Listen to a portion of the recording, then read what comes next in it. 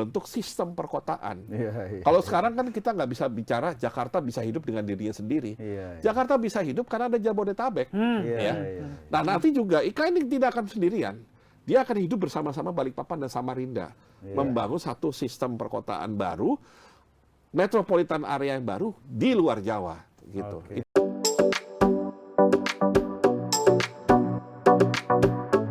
Masyarakat yang paling membutuhkan. Oke, tapi begini Prof, kalau kita balik lagi kita cermati tanggapan Prof terkait dengan Indonesia Emas 2045 tadi kan, Iya, bahwa iya. kata kuncinya adalah industrialisasi Iya. salah satunya kan. Memang pada akhirnya itu butuh juga infrastruktur dan lain sebagainya, Iya, ini iya. sudah dijadikan landasan. Tapi, dan kemudian juga sekarang kita melihat, nah ini ada satu yang kemudian juga menjadi salah satu program unggulan dari kandidat yang harus saya sebut lah ya, nanti mungkin bisa dilihat oleh para netizen. Isu hilirisasi, Prof. Hilirisasi. Ini kan oke. juga salah satunya juga memperkuat industri sebenarnya Betul. dalam negeri. Iya. Nah, hanya saja ini kan pro kon sekarang ternyata yang muncul. Ya kan, ini untuk menjadi catatan juga nih untuk siapapun the next presiden ya. Iya. Nah, terutama yang terkait mengenai dampak lingkungannya nih, Prof. Yang Iya, kadang-kadang juga jadi muncul banyak isu-isu Iya, yang iya. memanas di sini begitu. Nah, bagaimana Prof memotret ini supaya menjadi catatan lah buat Kandidat. the next presiden ya. Iya. Iya, Karena iya. kan tadi itu Cina pun juga walaupun industri juga dia tidak melupakan sustainability kan Iya, begitu. iya, iya. Nah, gimana Prof memberi catatan atas kebijakan hilirisasi ini? Karena ini bisa jadi akan menjadi landasan juga loh untuk 2045 loh. Karena kan sudah dimulai dari sekarang. Iya, iya. Iya. Nah, mungkin pertama gini, kalau saya perhatikan diskusi mengenai hilirisasi itu menjadi seolah-olah diskusi tentang nikel. Ya. Karena begini Seolah-olah- Prof, saya bisa Iya. memahami itu. Karena kan oke, misalnya kayak tadi Korea dan Jepang dan China misalnya melihat pada basis industri otomotif. Iya, iya. Tapi kalau Indonesia pasti tidak ada lain dalam pikirannya ya bagaimana mengelola sumber daya alam. Iya, pada betul. akhirnya. Maksud saya Tambang. begini. Iya, Khususnya, pada ya. akhirnya. Iya. Karena pasti itulah yang paling bisa Ya. kita ini kan. Itu saya sepakat. Jadi memang kenapa kita harus melirik hilirisasi sebagai bagian untuk memperkuat industrialisasi? Karena kalau kita mengikuti persis jalurnya Jepang, Korea, dan China, dan akhirnya apa? Harus head to head sama mereka, Iya. masih menjadi pertanyaan besar. Ya, nggak taktikal Bisakah lah. kita menghadapi mereka? Mampukah kita? Iya. Nggak Iya, taktis juga. Karena Iya. terus terang, stamina seperti itu hanya dimiliki menurut saya hanya oleh Korea. Ya. Kalau Yang China itu tadi kan, saya udah cerita. Katanya kalau orang Jepang pun mengakui kalau di Korea itu 25 jam sehari katanya. Itu emang beri pengakuan mereka sudah Iya, kalah iya, dari iya. Korea itu. Iya. Karena tadi kan soal otomotif. Iya, iya. China memang produsen mobil dan motor listrik terbesar di dunia. Iya. Tapi pasarnya memang mayoritas di negaranya sendiri domestik. gitu Iya, ya. iya. Karena ya mobil listrik China itu misalkan kita ke Eropa mungkin susah mencarinya gitu ya. Tapi mungkin di Asia apalagi di negara sendiri itu memang sangat dominan Iya, gitu ya. iya. Nah, kenapa saya bilang Korea yang luar biasa? Karena dia berani misalkan head to head sama Jepang. Oke. Sehingga elektronik kalau dulu ya orang selalu kalau TV itu merek Jepang yang dicari. Ya, Panasonic. Sekarang mulai Iya, iya. mulai terbagi bahkan kadang-kadang biasnya lebih ke yang Korea. Iya. Bukan karena harga murah. Artinya bukan karena masalah harga tapi Iya. karena masalah Speknya orang juga. merasa ini cocok nih Cocok. antara harga dengan kualitas. Kualitas, ya. iya. Berarti Korea sudah menemukan Dan resep yang tepat. fiturnya lebih Iya. lengkap ya. Iya. Dan untuk Indonesia gimana? Tadi kan kita kan melihatnya kayaknya nggak bisa kita kompetisi itu karena nggak Iya. taktis. Kita cuma bisa Sektor bilang, apa yang akan sumber kita daya garap? alam mau Iya. nggak mau. Nah, Saya- itu kemudian berbenturan dengan isu sustainability, Iya, iya. Di kerusakan sinilah alam. saya ingin mencoba melihat juga. Selama ini kan kita memang, saya sendiri juga selalu menggunakan contoh Korea dan Jepang karena itu yang paling mudah diketahui oleh teman-teman kita Iya, di iya. Indonesia ya.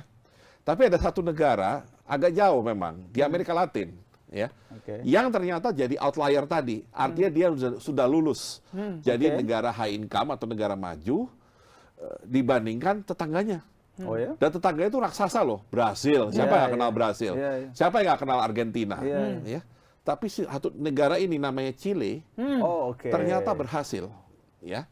Nah, kalau saya perhatikan apa keberhasilan Chile, dia mengkombinasikan antara kebijakan ekonomi yang benar itu dalam pengertian tentunya versi mereka, Oke. yaitu Chile membuka ekonomi, kemudian dia mengelola ekonominya dengan baik lah, Iya. ya, dengan proper. Tapi kemudian ketika bicara sektor unggulannya apa? Kok dia bisa? Karena dia kan juga bukan produsen otomotif. Iya, Siapa yang iya, tahu iya, ada mobil iya. dari Chile atau TV dari Chile? tapi dia punya kekayaan alam Oke. yang mirip kita, namanya tembaga, koper. Oke. Ya kita juga punya koper Iya, kan iya. di Tembagapura, di Papua Freeport. situ. Iya. Nah, yang saya perhatikan waktu mereka belum jadi negara maju, dominasi ekspor mereka adalah ekspor koper Iya. Iya. sebagai bahan tambang. Iya. Mentah. Ya, bahan tambang mentah karena kan kategorinya begitu diolah dia pindah ke manufaktur. Betul. Nah, ketika dia menjelang negara maju dan sekarang kalau kita lihat ekspornya apa yang dominan? Barang olahan dari tembaga, Oke. barang olahan dari koper. Jadi dia nggak jauh-jauh dari Oke. koper, cuman tadinya koper yang mentah, sekarang koper yang sudah diolah. Bagaimana Nah. dia mengelola isu lingkungannya? Nah, saya kebetulan tidak mendalami ya kalau Iya, soal iya. sini. Tapi saya pikirkan begini, kalau di Indonesia, karena pasti menambang sendiri itu akan menimbulkan isu lingkungan. Iya, Ya, itu pastilah itu. Nah, tentunya kalau kita perhatikan pembicaraan mengenai net zero saat ini, Iya, iya. itu kan tidak mencari yang ekstrim. Artinya, kalau gitu stop semua aja Oh, kegiatan. iya. Ya kan nggak bisa Harus juga. harus ketemu di tengah lah. Masa transisi ini Iya, masa iya. yang paling berat dan paling Iya, kritis menurut iya, saya. iya. Jadi cara yang menurut saya yang terbaik ya untuk terutama kalau kita bicara hilirisasi nikel lah ya, karena nikel yang selalu diomongkan. Iya, iya. Tapi nanti juga akan ada hilirisasi dari boksit untuk jadi Oke. aluminium kan. Iya, Nah, iya. dan juga jangan lupa hilirisasi yang sudah ada, hilirisasi sawit, jadi Iya. biofuel Iya, atau iya, jadi iya. oleochemical Iya, atau hilirisasi dari kakao ya, jadi coklat olahan. Iya. Dan hilirisasi dari produk makanan kita ya. Nah, poinnya adalah kalau terkait nikel ya, menurut saya kandidat yang nanti akan menjalankan pemerintahan ini 2024-2000 nomor satu adalah harus memastikan pasca tambang dijalankan dengan baik. Ya, karena itu sudah ada regulasinya, undang-undangnya ketat Oh, sebenarnya. sebenarnya sudah ada ya. Oh sudah ada. Kan Yang memagari itu ya. tambang yang sudah tutup itu banyak di Republik ini. Iya, Tambang iya. timah misalkan di Pulau Singkap Iya, atau iya, iya. tambang boksit di Bintan misalkan. Iya, iya, iya. Itu kan sudah nggak ada dan itu harus dijalankan dengan baik. Jadi paling nggak Pasca kita tambang mengurangi ya, pasca tambang. Kalau di batu bara reklamasi namanya. Ya reklamasi. Iya, iya. Atau kalau batu bara menariknya ini karena batu bara kan jadi kayak kolam gitu Iya, ya. Iya. Itu sebenarnya bisa dimanfaatkan untuk floating solar panel. Ya. Oh. Karena gini, isu mengenai PLTS, Bangkit Tenaga Surya itu bukan hanya semata-mata bahwa dia intermittent, kalau di Indonesia mungkin efektifnya hanya 4 jam per hari, Iya, iya. dia perlu baterai yang harganya masih mahal. Oke. Ada satu lagi yang agak membuat investasi di solar panel agak terhambat. Tanah, Oke. ketersediaan lahan. Ya. Satu alternatif kan orang pasang di rooftop. Iya. Iya. Ya. Nah, kedua di tanah dong. Nah, di tanah ini kan tahu sendiri di Indonesia untuk dapat jalan atau aja susah, Susah. gitu. Kebebasan. Apalagi ini nanti butuh lahan besar. Iya. Karena nggak salah menurut orang yang ahli untuk menghasilkan 1 gigawatt kan berarti 1000 megawatt. Iya. Itu dibutuhkan 1 hektar. Oh, oke. 1 hektar dan itu kan besar sekali. Maka ada yang mulai buat solar panel di laut. Nah, Iya, iya, iya. solar panel di laut, tapi yang paling ideal adalah yang floating tadi. Yang Oh, kayak di, di Yang bekas Presiden tambang itu ya. baru resmikan di Waduk, tapi Oke. PLTA Cirata. Iya. Ya. Nah ini nanti harus dilakukan di mana? Di bekas-bekas tambang. Iya. Gitu. Oke. Jadi alternatifnya bisa tadi Anda bilang ditimbun kembali, Iya, iya, ya. iya. Atau ya udah dibiarkan seperti itu, tapi dia bisa memberikan listrik. Jadi kan Iya, yang dihasilkan renewable energy, energi Iya, bersih iya, gitu loh. iya, iya, Jadi iya. menurut saya pasca tambang itu satu. Mencuci Kedua, dosa batu bara lah jadi. iya. Dan kedua, untuk pabrik-pabrik yang nantinya mengolah hasil tambang tersebut, apakah smelter ataukah pabrik baterai atau pabrik kalau nikel kan bisa jadi stainless steel, Iya. ya pabrik stainless steel. Nah kita harus pastikan nanti listriknya pun harus diubah jadi listrik yang bersih, Bersih. gitu. Oke, oke. Jadi Ya. sekarang ini memang pasti orang-orang yang peduli lingkungan akan protes Betul. karena sekarang kan kita terus terang masih kebanyakan dalam tahap smelter, ya. Iya, Jadi kita iya, iya. memang mengatakan kita sudah melarang penjualan ekspor mentah biji nikel itu dengan nikel yang sudah diolah. Iya, diolah. Tapi itu baru Iya, yang iya. smelted, ya. Jadi baru cuma lewat smelter terus sudah qualified untuk diekspor. Nah, masalahnya adalah kalau kita lihat smelter itu apa sih?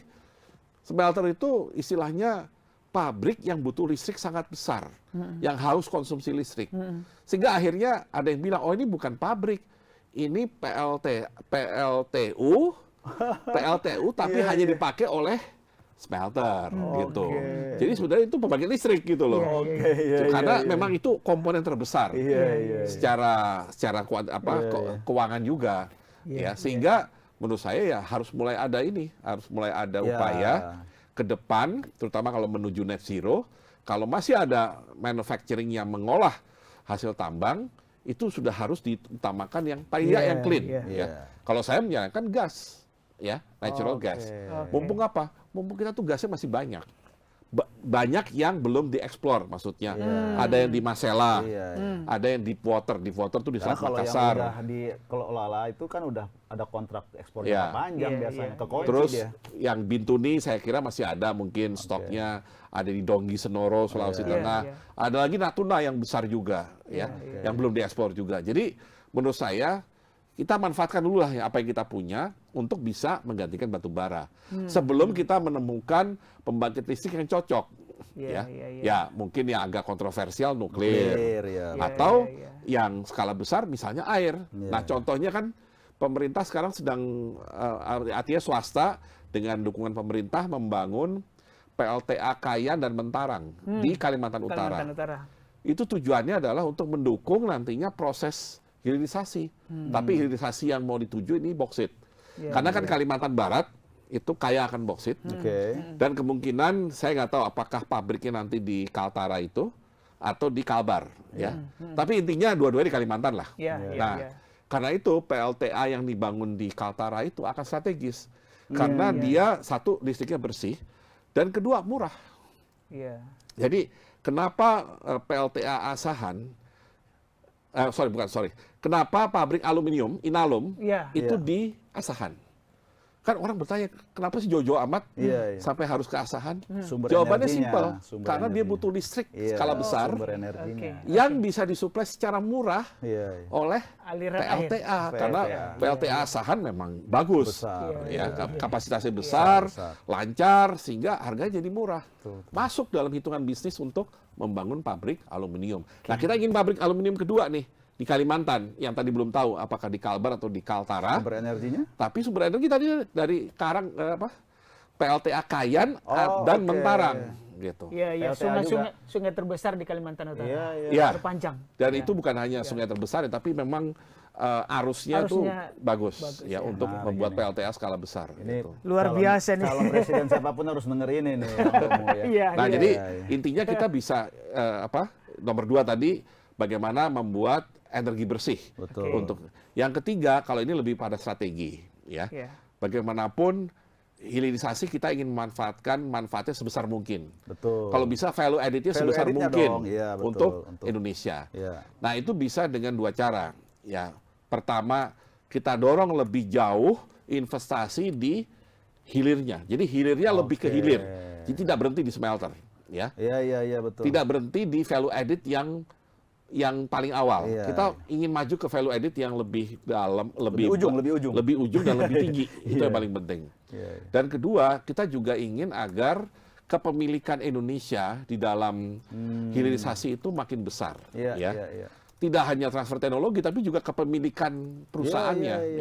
Karena saya memahami lah, banyak debat waktu itu pemerintah dikritik karena dianggap yang hilirisasi nikel itu seolah-olah hanya untuk satu negara tertentu Nah, itu semata karena kita belum siap gitu. Prof, ini menarik betul. Ini kan memang kalau berbicara dengan guru besar dan host juga dokter ekonomi kan menarik. Tapi sebelum di ujung, Prof, tadi disinggung soal kita berada dalam optimisme menuju tahun emas 2024, tetapi ada kekhawatiran tahun cemas. Kita tahu sekarang Indonesia berada dalam kekhawatiran juga, di mana utang Indonesia sudah 8.041 triliun. Bank Dunia baru saja memperingatkan negara-negara yang utangnya besar ini rentan terhadap krisis. Bagaimana pandangan Prof terhadap ini? Mungkin saya dalam konteks laporan World Bank itu karena kebetulan saya baca, kemudian oleh satu media diangkat seolah-olah yang Bank Dunia memberi warning ke Indonesia gitu. Padahal ini ya dua berita yang sebenarnya terpisah. Karena Bank Dunia ini memberikan konsen kepada negara semua berkembang. negara yang berutang besar. Ya, terutama negara berkembang. Negara berkembang karena ya mereka kenapa memberi itu? Karena tahu bahwa selama 2020-2021 selama COVID, negara-negara itu termasuk Indonesia terpaksa berutang dalam jumlah besar. Kenapa? Ini ada bawaan masa pandemi sangat. Karena bayangkan waktu COVID ya, kan kita tuh kalau punya APBN, kita punya penerimaan nih, utamanya dari pajak, terus kita punya pengeluaran untuk segala macam lah, termasuk kesehatan, pendidikan dan seterusnya. Nah, ketika kita punya penerimaan di bawah pengeluaran, maka kita berutang. Makanya kita tetap punya utang yang dalam undang-undang dibatasi 3% per tahun. 3% defisit terhadap PDB. Itu jumlah maksimum kita bisa mengutang. Nah, ketika COVID, Anda bisa bayangkan kan, nggak ada penerimaan. Lah perusahaannya pada berhenti semua, ya kan? Jadi penerimaannya pajak tidak ada gitu. Pajak ya sedikit sekali lah. Jadi pajaknya turun drastis, pengeluarannya nggak bisa turun, malah nambah. Karena paling tidak, pertama harus ada bansos. Bagaimana orang-orang yang tahu-tahu PHK atau nggak dapat upah, nggak bisa jualan dan segala macam. Kedua, vaksin misalkan. Belum lagi penanganan kesehatan di rumah sakit segala macam, ada rumah sakit COVID. Jadi defisit yang tadinya biasa-biasa saja, kita tuh biasanya kan defisitnya tadi di bawah 3%. Rata-rata ya paling banyak antara 2 sampai 2,5 lah rata-ratanya. Mendadak jadi 6. Waktu itu benar. Jadi terpaksa ada klausul yang menyatakan pemerintah boleh meningkatkan defisit dalam rangka itu. Nah, poin saya adalah kegiatan berhutang selama COVID itu tidak terhindarkan karena setiap pemerintah bertanggung jawab untuk menjaga keselamatan rakyatnya kan. Nah, dalam konteks Indonesia, 8.000 triliun itu kalau menggunakan perkiraan PDB 2023, jadi akhir tahun, belum keluar kan datanya, tapi perkiraannya berapa persen? Itu 38%. 38%. Dianggap masih safe lah ya. Sangat safe. Ambang batas? Ambang batas di undang-undang kita 60. Masih ada 20-an sekian persen. Yang World Bank itu dia pakai angka 77. Ya bagi dia kalau 77, di bawah 77 tuh istilahnya masih manageable. Masih manageable. Jadi kita tuh sangat jauh di bawah gitu. Dan 8.000 triliun itu juga harus dilihat kan asal muasalnya 8.000 triliun. Artinya gini, kalau melihat hutang, pertama utang kita kan mungkin banyak juga yang dalam mata uang asing. Nah, dalam konteks sekarang tingkat bunga tinggi, dolarnya kan makin kuat. Jadi istilahnya kita nggak ngapa-ngapain, kita nggak nambah hutang. Secara rupiah nambah sendiri, karena depresiasi dari rupiah. Yang terjadi karena tingkat bunga tinggi tadi, sehingga outflow memang tidak terhindarkan. Masih manageable tuh, Prof? Masih manageable nggak itu? 38% sangat manageable. Karena begini. Bukan dengan komposisi yang asing tadi yang terpengaruh oleh kurs? Sangat manageable karena tetap mayoritasnya kan di rupiah. Jadi kalau kita lihat utang tadi yang 8.000 triliun. Berarti perlu dikhawatirkan hanya yang tadi itu ya, yang kurs, yang terpengaruh kurs tadi. Bukan. Jadi dia gini, Mas. Ceritanya adalah kita nggak nambah, utangnya nambah, tapi secara rupiah gitu loh. Jadi artinya kita tidak melakukan kebijakan berhutang yang jor-joran. Gitu. Kita benar-benar sangat hati-hati. Bukan nambah karena nambah. Bukan karena kita panik terus tambah-nambah. Gitu. Prof, berarti masih aman kalau sejauh faktor-faktor lain ceteris paribus. Pertama gini. Dan ada argumen lain, Prof ya, kalau dari teman-teman di pengelola utang di Departemen Keuangan kan dia bilang kelihatan komposisinya dong, dari 8.000-an itu 7.000-nya SBN. Dan dari SBN itu hampir sebagian besar untuk pasar domestik, pendalaman pasar keuangan internal kan, dan itu yang menurut mereka argumennya masih manajemennya juga seharusnya kan di situ ya kan, Prof ya. Memang mayoritas dari utang kita. Kalau zaman Pak Harto dulu, yang namanya utang ya benar-benar loan. Misalnya dari World Bank, dari Jepang gitu ya. Ada yang bilateral, ada multilateral. Nah, ketika setelah krisis 98, ada instrumen obligasi itu. Akhirnya ya mungkin part of dari IMF package itu, akhirnya Indonesia dalam tanda petik dipaksa belajar cari utang dari market. Cari utang dari market. dan kemudian kita mengeluarkan bond yang pertama dan segala macam tingkat bunga yang masih tinggi, namanya juga proses belajar. Tapi ya akhirnya hari ini kita mengandalkan kepada surat utang. Nah kalau ditanya kenapa nggak kita loan-nya aja yang ditambah? Masalahnya yang ngasih loan yang membatasi. Karena dia nganggap, loh Anda kan sudah bukan low income country. Anda bukan negara miskin. Saya uangnya saya sekarang buat negara-negara yang lain. Kalau dulu boleh disebut belas kasih, karena dulu kita sekarang udah enggak ya. Jadi Indonesia itu sampai 80-an tengah itu masih low income country. Jadi dia pasti masuk eligibility untuk mendapatkan utang dari loan atau namanya ODA, Official Development Assistance, yang memang tingkat bunganya mendekati 0. Yang tanda kutip utang yang disubsidi lah gitu ya. Sekarang udah enggak ya. Artinya di utang karena kasihan. karena status sebenarnya. Nah, begitu kita naik ke lower middle tahun 80-an tengah itu, meskipun turun lagi sempat waktu krisis, sumbernya terbatas. Orang udah tahu bahwa Indonesia ini udah bisa naik. Nah, jadi Indonesia sudah saatnya belajar cari utang, kalau masih butuh utang, dari market. Gitu. Prof, karena Prof juga Kepala Bappenas tentu angka-angka ini pasti hafal lah.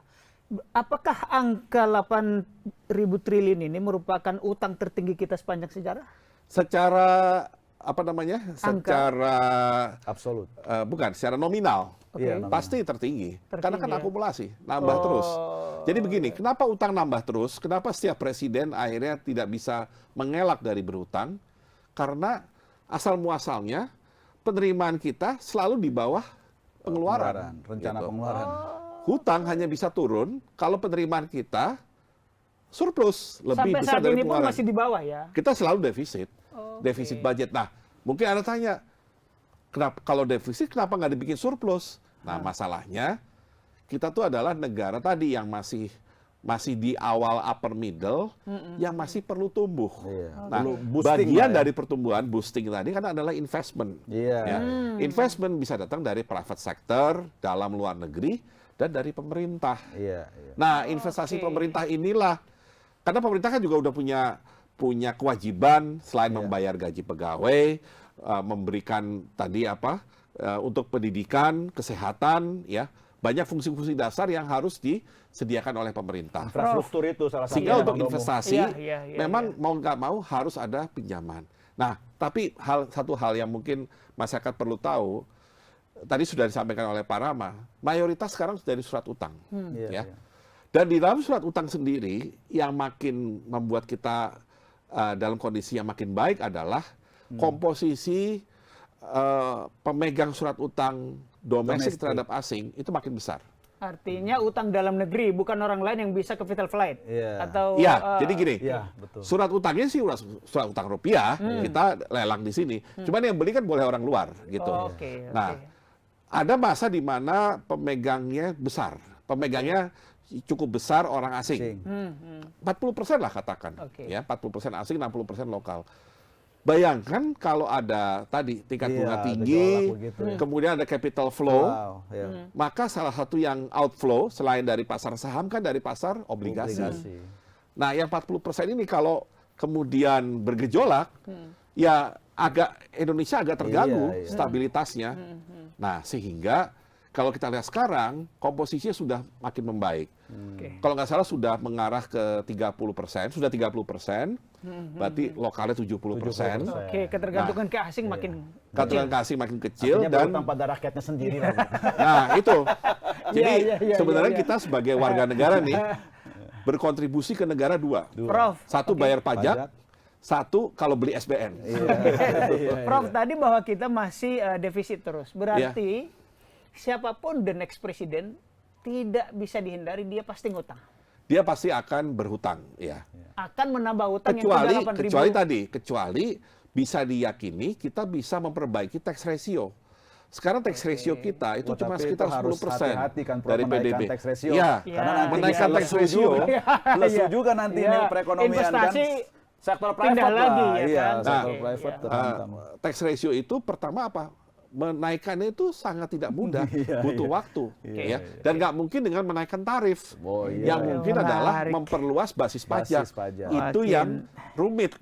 Kalau cuma naikin pajak ya semua orang nggak bisa gitu ya. Pengalaman saya di pansus undang-undang pajak juga dulu. Gimana tuh? Ya itu antara bagaimana meningkatkan basis sama naikin rate tadi itu selalu jadi perdebatan untuk itu. Karena paling mudah kan naikin rate. Betul. Tapi nggak sustain karena ekonominya bisa kehilangan competitiveness. Kita mau bersaing sama Singapura, sama Malaysia, salah-salah pada kelari semua kalau kita naikin pajak. Iya. Gitu. Prof, kita di ujung, udah 1 jam lebih. Karena Prof Bambang juga mantan Menteri Bappenas, yang juga merencanakan antara lain IKN, pemindahan IKN gitu. Seberapa signifikan sih? Karena tadi Bank Indonesia menyebut pertumbuhan investasi antara lain didukung oleh pembangunan di IKN. Yang pertama, seberapa signifikan pembangunan IKN terhadap pertumbuhan ekonomi? Dan seberapa visible sih ini dilanjutkan kalau misalnya presiden berganti? Nah ini juga menarik jadinya, karena tidak semua kandidat presiden setuju sama IKN. Iya. So saya dengar gini, Prof. Ini kan katanya yang mungkin nanti akan menjadi penghuni IKN pertama adalah ASN-ASN muda. Ini ASN-ASN muda ini udah pada mulai cenderung memilih salah satu kandidat yang menolak IKN supaya nggak pindah gitu kan.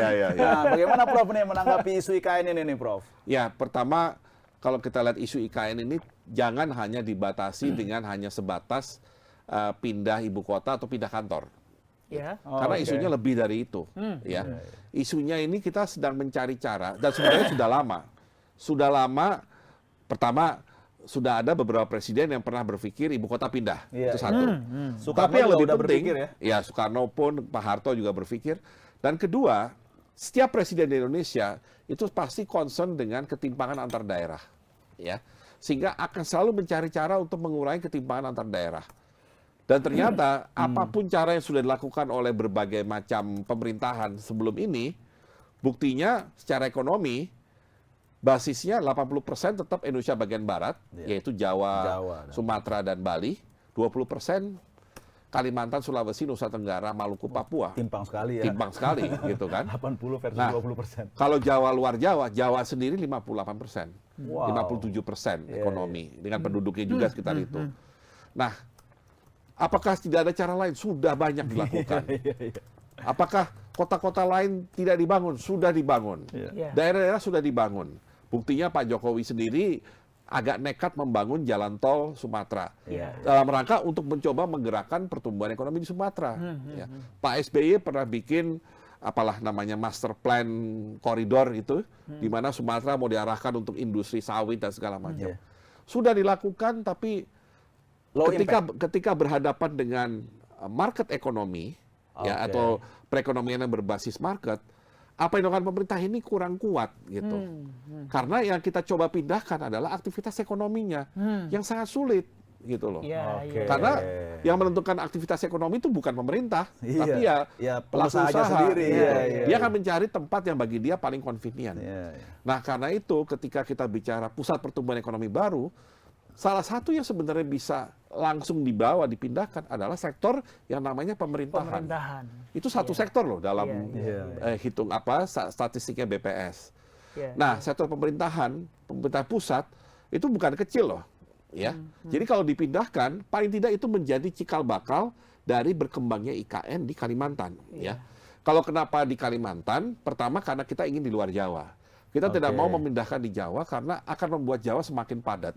Dan Jawa itu meskipun banyak yang bilang enggak kok, enggak separah itu soal ROP, land subsidy segala macam, tapi Jawa tuh udah keberatan beban dan sudah menghadapi krisis yang kita nggak sadar, krisis air. Sebenarnya Jawa tuh udah krisis air gitu. Jadi udah nggak bisa lah dikasih beban yang berlebihan seperti itu. Jadi sudah saatnya beban itu sebagian dipindahkan keluar. Nah tadi yang bisa dipindahkan keluar seketika adalah pemerintah. Karena itu kita usulkan ibu kota di Kalimantan. Kenapa tidak di Sumatera? Karena kita ingin wilayah yang tengah dan wilayah yang resiko bencananya paling kecil. Terutama bencana memang bilang ya ada kebakaran hutan, tapi yang lebih berat kan yang bencana yang nggak bisa kita apa-apakan kan gempa bumi. Nggak ada. Cara kita memprevent earthquake itu nggak ada, Jadi kita cari yang paling kecil resiko gempa bumi dan volcanic eruption, gunung meletus. Dan itu adanya di Kalimantan. Itu di Kalimantan. Dan akhirnya Kalimantan Timur itu dipilih karena lokasinya dekat dengan kota yang sudah fungsional, Balikpapan dan Samarinda. Dan itu taraf internasional. Jadi kita nanti idenya adalah membentuk sistem perkotaan. Kalau sekarang kan kita nggak bisa bicara Jakarta bisa hidup dengan dirinya sendiri. Jakarta bisa hidup karena ada Jabodetabek. Nah nanti juga IKN ini tidak akan sendirian. Dia akan hidup bersama-sama Balikpapan dan Samarinda. Membangun satu sistem perkotaan baru, metropolitan area yang baru di luar Jawa. Gitu. Itu yang harusnya juga difahami. Jadi tidak hanya sekedar kemampuan politik atau sekedar keinginan Pak Jokowi supaya ada legacy beliau yang beliaulah presiden pertama yang berhasil memindahkan ibu kota dari Jakarta gitu. Ya cuman tantangannya itu menghadapi keengganan ini ya Prof ya. Karena udah terlalu nyaman juga mungkin. Paling gampang ginilah Pak Rama. Kalau Pak Rama tahu-tahu besok jadi pejabat apa disuruh pindah ke rumah dinas, mikir IKN baru. Saya aja dulu disuruh pindah-pindah rumah dinas karena pindah jabatan. Capeknya setengah mati. Kalau bisa nggak pindah. Cuman ya gimana caranya? Karena rumah dinasnya sudah tertentu gitu.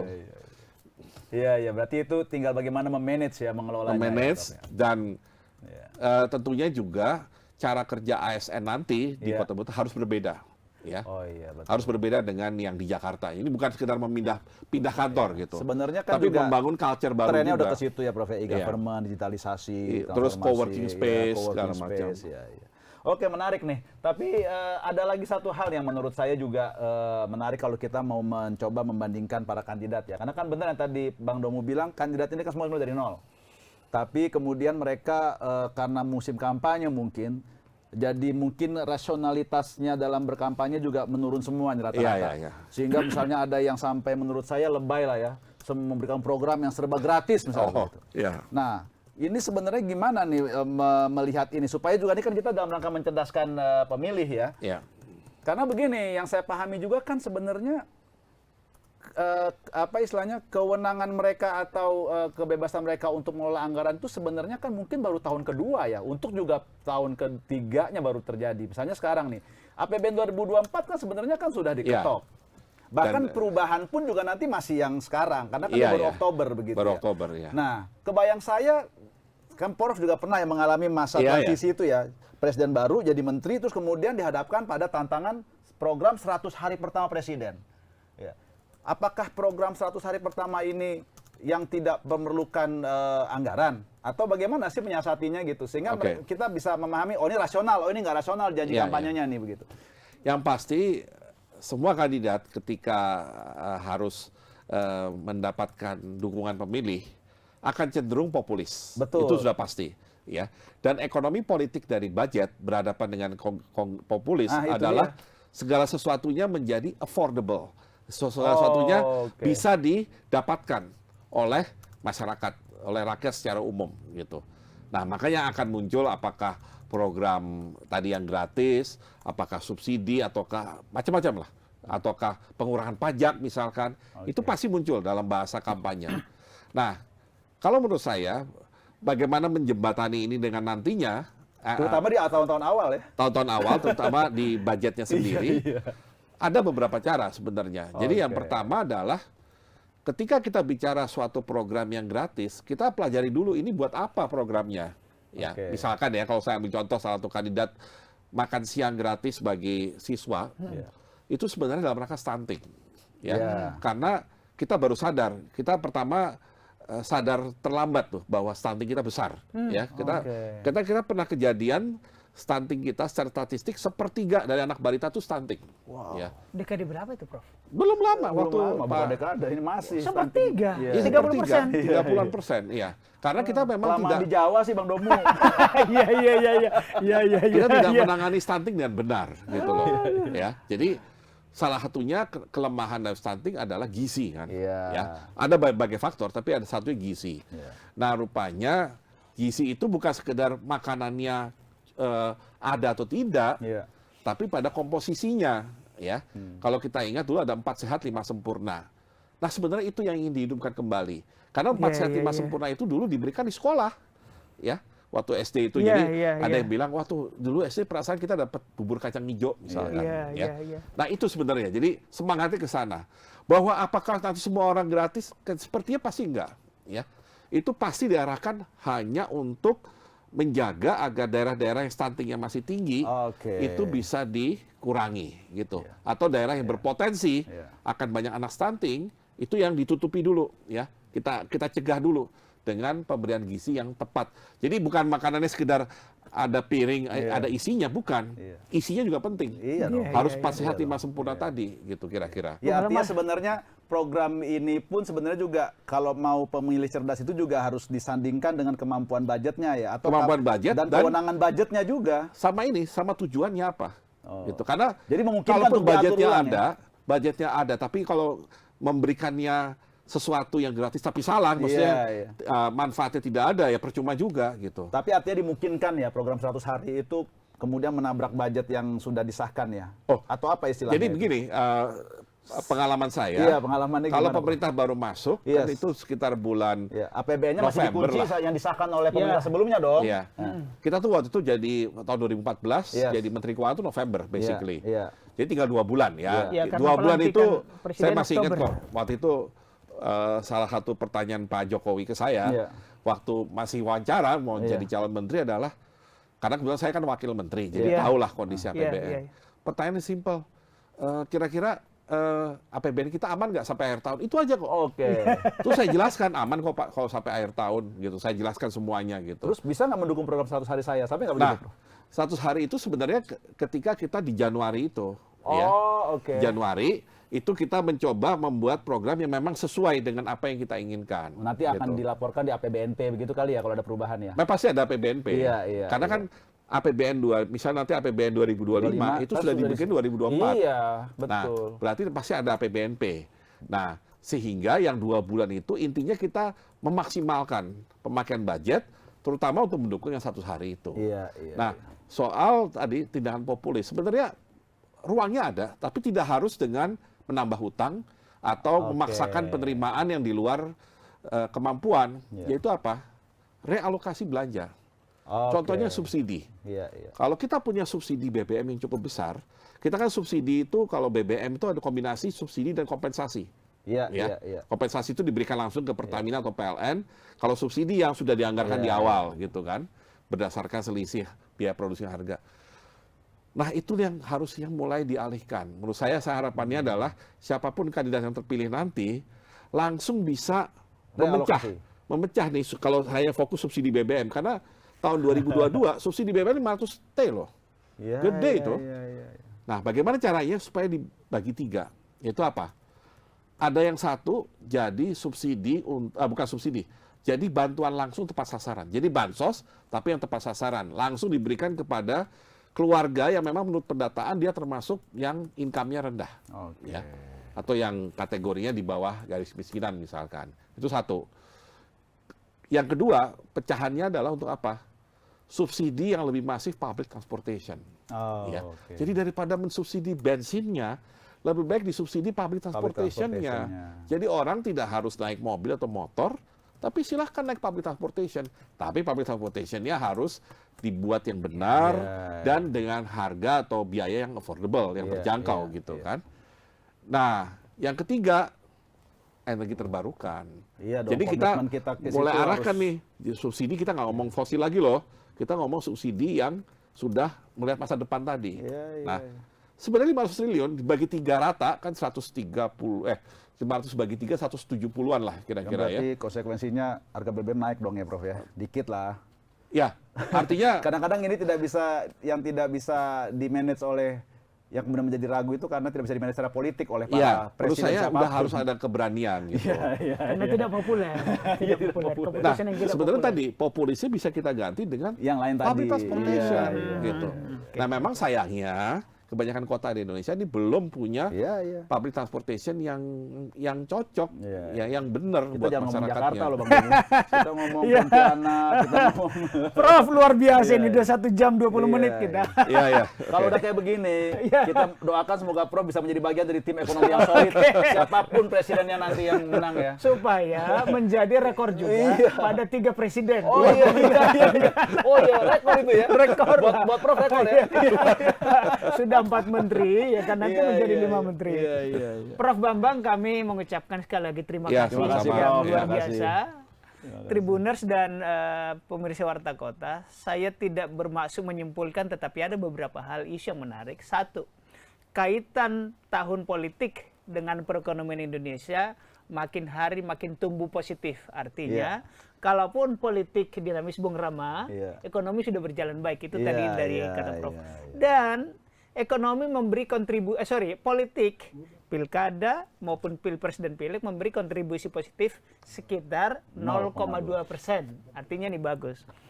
Yang kedua adalah supaya kita maju menuju, kata Prof tadi, lulus dari negara menengah berkembang menengah ke bawah, kita harus masuk era industrialisasi.